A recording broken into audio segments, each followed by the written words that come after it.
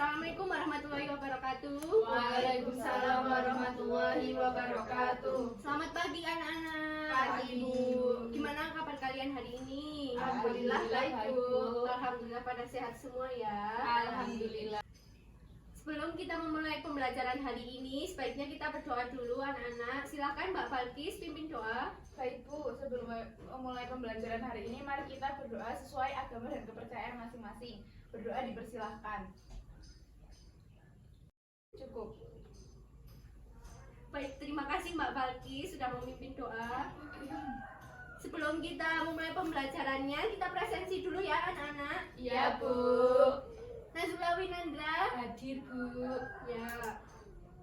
Mbak Fitrah Lailia Balkis. Hadir, Bu. Ya.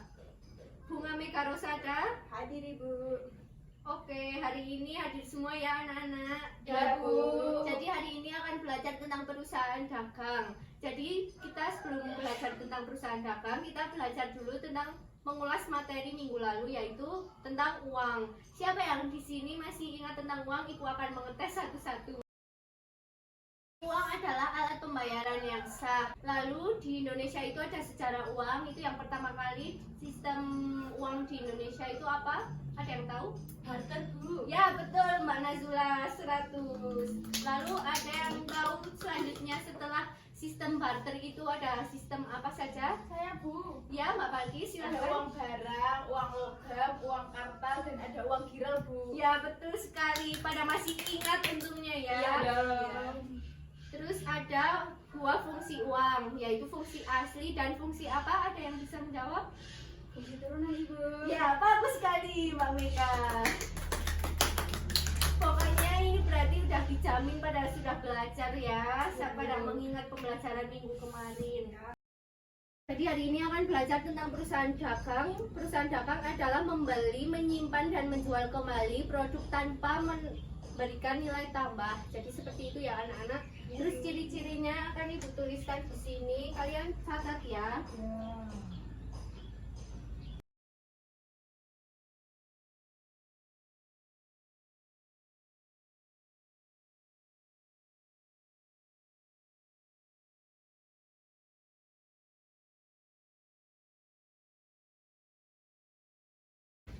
Jadi ini ciri-ciri perusahaan dagang ya. Ada pendapatan utama dari penjualan barang dagang, ada biaya utama berasal dari harga pokok barang yang terjual, ada terdapat akun persediaan barang dagangan, lalu ada perantara antara produsen dan konsumen, lalu barang yang dibeli itu dijual sama atau barangnya itu tidak berubah ya.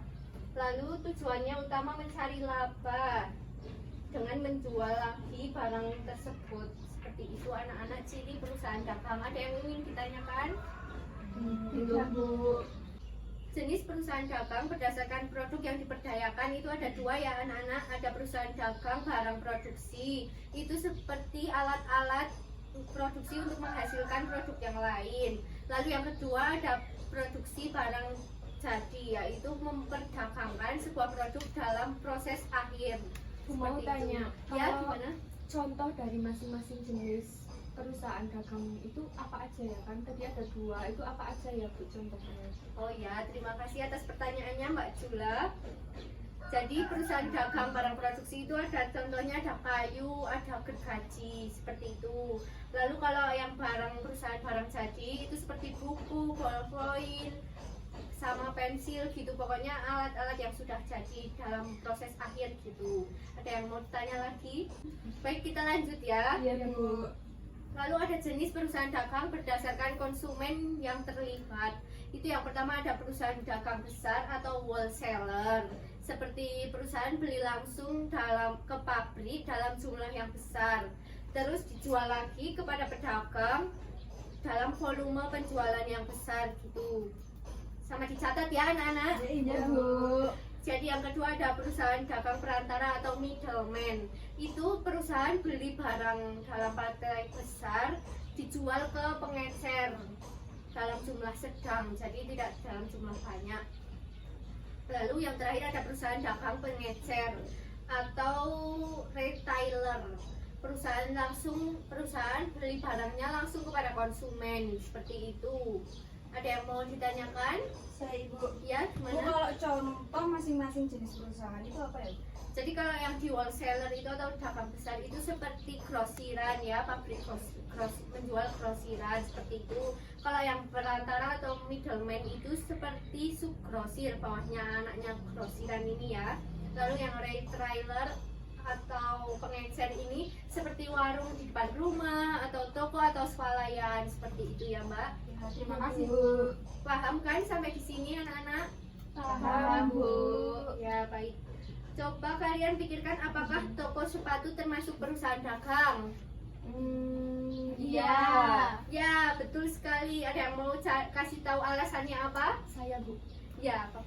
Karena toko tersebut membeli sepatu dan pabrik yang menjualnya kembali tanpa dilakukan pengolahan kembali terlebih dahulu. Ya betul sekali. Udah pada pintar-pintar berarti ini udah pada paham ya. Iya Bu. Lalu ibu akan memberikan soal, nanti kalian tinggal ngecentang-centang aja. Ibu bikinkan dulu di papan tulis, nanti maju satu-satu ya anak-anak. Iya Bu.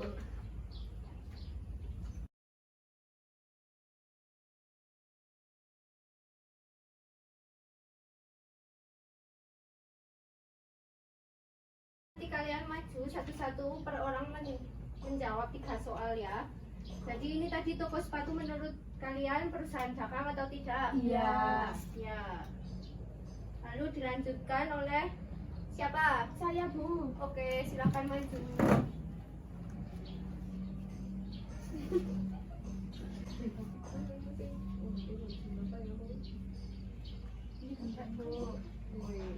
Sudah pinter ya ini, sudah paham Mbak Balkis? Sudah Bu. Bagus. Lalu selanjutnya silakan Mbak Mika.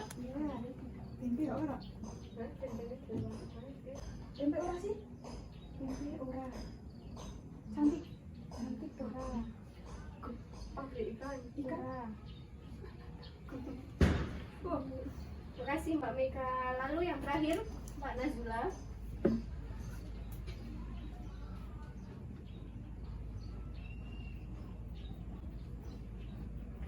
Ya, kita cocokkan ya anak-anak. Jadi ini kalian sudah maju, sudah mengerjakan, kita cocokkan ya anak-anak. Iya Bu. Jadi toko sepatu itu perusahaan dagang, pabrik rokok itu tidak, agen perjalanan tidak, agen minyak tanah ya, pabrik tahu atau tempe tidak, salon kecantikan tidak, lalu Merpati Airlines tidak, dealer motor iya, bank tidak. Betul semua 100. Nanti ini akan menjadi tambahan nilai kalian. Yeay. Baik, selanjutnya kita akan belajar tentang macam-macam transaksi. Yang tadi macam-macam transaksi itu ada 9 anak-anak transaksi dalam perusahaan dagang. Silakan dicatat ya agar lebih paham. 1. Pembelian barang dengan secara kredit. Lalu yang kedua ada pembelian barang dagang secara tunai. Yang ketiga ada retur pembelian. Lalu yang keempat ada potongan pembelian. Yang kelima ada beban angkut pembelian. Yang keenam ada penjualan barang dagang secara kredit. Lalu yang ketujuh ada penjualan barang dagang secara tunai. Yang kedelapan ada retur penjualan. Dan yang terakhir adalah potongan penjualan. Sudah dicatat? Sudah Bu. Baik, lalu selanjutnya ada syarat-syarat pembayaran secara kredit. Itu ada seperti ini anak-anak.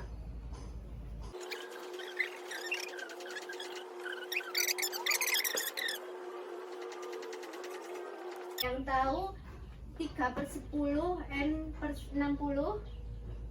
Jadi ini maksudnya adalah apabila pembayaran dilakukan dalam waktu 10 hari sejak tanggal tersebut, tanggal pada saat kita berjualan dan membeli, maka akan diberikan potongan sebesar 3% seperti itu. Apabila tidak memanfaatkan potongan tersebut, maka selambat-lambatnya membayar adalah 60 hari. Seperti itu ya anak-anak.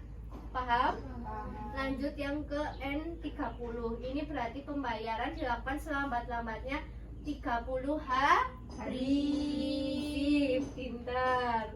Lalu kalau EOM ini ada yang tahu singkatan dari apa ini? End of month.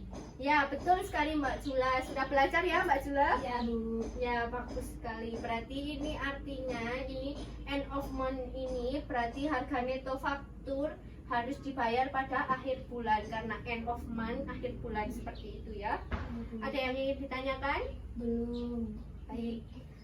Pada sudah paham ini. Kita lanjut ke pencatatan transaksi ke jurnal umum.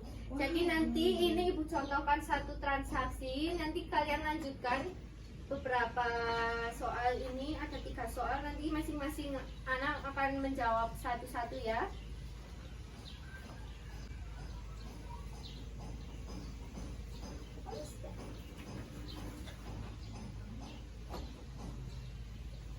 Jadi yang pertama adalah pembelian barang dagang secara tunai.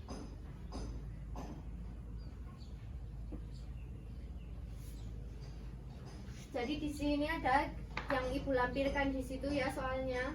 Pada tanggal 9 Maret 2018 dibeli barang dagang dari toko Fajar seharga 750.000. Maka akunnya gimana anak-anak? Kira-kira yang akunnya apa aja yang terjadi pada tanggal 9 Maret? Pembelian. Ya, bagus sekali, betul. Kita bikin ininya dulu ya, kolom jurnal umumnya.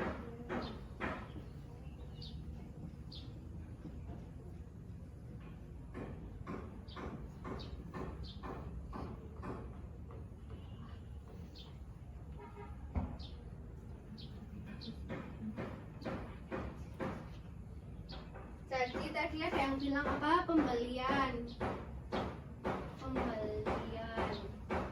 tanggal berapa anak-anak? 9 Maret. Pembelian berarti berapa dan di debit atau di kredit? Debit. Berapa? 750.000. Lalu akun keduanya apa? Kas. Ya, betul sekali Mbak Balkis. 750.000 di kredit. Betul. Jadi seperti ini contoh pengerjaannya ya. Selanjutnya ada pembelian barang dagang kredit.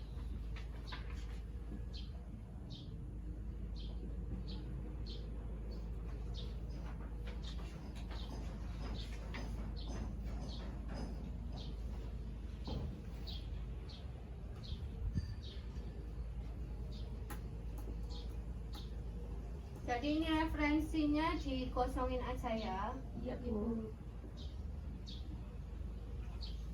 Silakan ada yang ingin mencoba pembelian barang dagang secara kredit. Ada di tanggal 13 April 2018 dibeli barang dagang dari toko Mulia Abadi seharga 900.000 dengan syarat 2/10 N/30. 2/10 N/30. Jadi ini siapa yang mau mencoba menjawab? Saya. Baik, silakan ke depan Mbak Panis.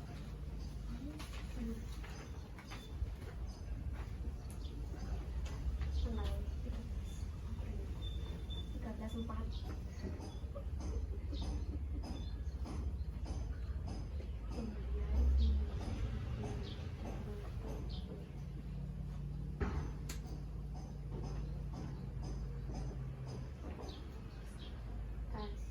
Utang dagang.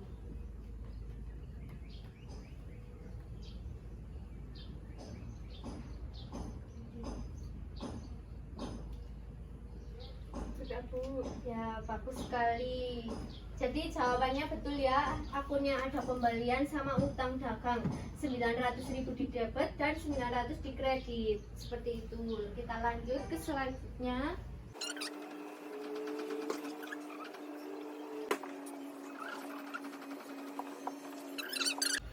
Jadi di sini ada soal pada tanggal 24 April 2018 dikirim nota debit kepada toko Karisma atas pembelian barang dagang pada tanggal 13 April 2018 seharga 150.000. Silakan siapa yang mau menjawab?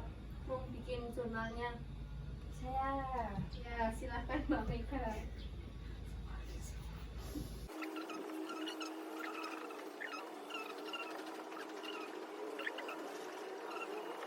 Mega, jawabannya betul ya.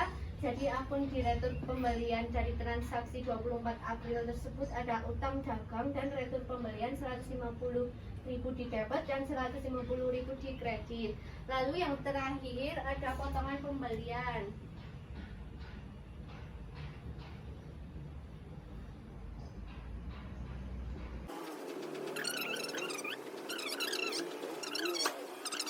Pada tanggal 13 April 2018 sebesar 900.000 dengan syarat 2/10 N/30. Silahkan, siapa yang mau jawab? Saya. Ya, silahkan coba.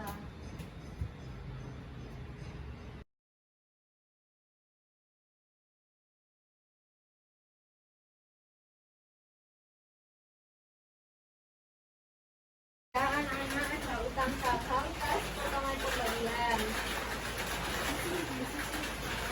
Baik, ini betul sekali ya jawaban dari Mbak Nazula dan tadi Mbak Faris dan Mbak Mega sudah betul semua. Nanti nilainya Ibu saya masukkan ke dalam daftar nilai kalian untuk tambahan nilai. Terima kasih untuk perhatiannya. Jadi kesimpulan hari ini apa? Kita sudah belajar apa aja?